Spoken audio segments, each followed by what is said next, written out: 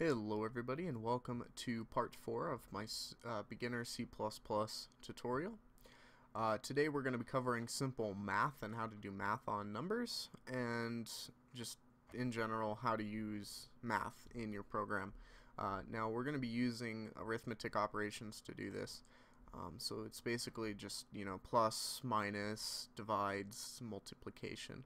So I'm going to create another integer here. Now I didn't cover making more than one variable. There's two ways that I can do this. I can either type int num1 or num2 equals 5, or let's do 17 and 3. Or I can actually just do a comma here, and there we go. So I can just do a comma and then name them at the same time. And just like before, I could either not give them values or give them values. For now, just to make it simpler to read, I'm just going to have two separate declarations. So now to do math on these, we're going to need a result variable as well. So we're going to make an integer result variable. And this is going to be nothing in it because we're going to be assigning it. Now, say we want to add these two numbers together. Well, we can say result is equal to num1 plus num2. And it's as simple as that.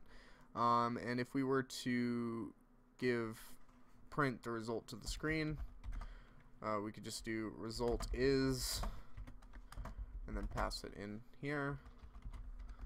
Result. So if we print that, run this program, we'll see that the result is 20 because 17 plus 3 is 20. Simple, right? Now, say if we wanted to subtract, we'd just do the same thing. So num1 minus num2 is going to be 14. So it'll say the result is 14. Really simple. Same thing with multiplication. 17 times 3. And I don't even know what that is off the top of my head. We get 51. Now, here's where it gets a little bit complicated. Say we want to divide. Well, 17 divided by 3 is, if we pull up our calculator programmed by people who know what they're doing, and we do 17 divided by 3, we get 5.66666, right? Well, what's going to happen is we're actually not going to get 5.6 because remember, integers can only store whole numbers. So we get the result is 5. Well, when you try and pass a decimal point number into an integer, it will always round down. It doesn't matter what the number is, it always rounds down to the nearest whole number. So it just basically chops off the decimal points.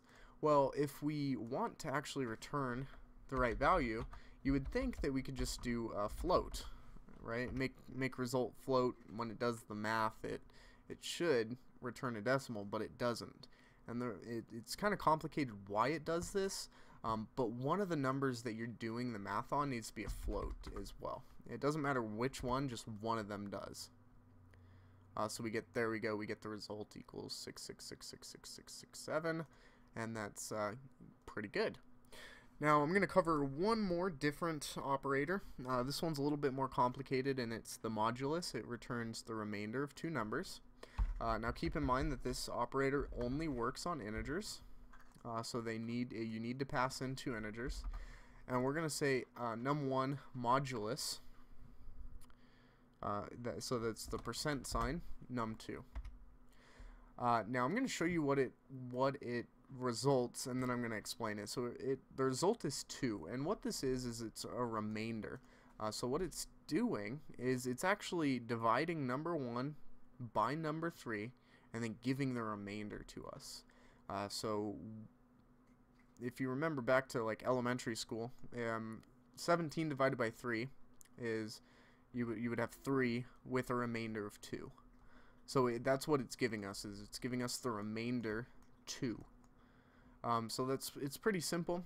We can do quite complicated math with these simple operations, and we'll get more into like variable parsing and stuff like that in the future, and that's with like decimal points and setting how far a decimal point you want to read. For now, like I said, this was going to be a really short tutorial. I just wanted to cover all the different mathematical operations. Actually, there's one more thing I want to show you. Say result is equal to 1. Well, we can do a couple of things. Say we wanted to add result to result. Well, we can say result plus result. Well, it's kind of complicated. So that will pass 2. That'll work, right? It'll give us 2. But say that we want a little bit of simpler way to do this. We can either do plus equals result, and that's going to give us 2. Or we can just do result plus plus, and that's going to give us 2. And we can also do minus minus, and that'll just subtract result from result. And yeah, pretty simple, self-explanatory there. It's just equal, plus equals or minus equals, the same way. So we could just do minus equals result. We can do like a result. Say we want to take num1 and add it to result. We can do plus equals num1. And that's going to give us 18 because it's adding number 1 to result. So again, really simple, short tutorial for us all.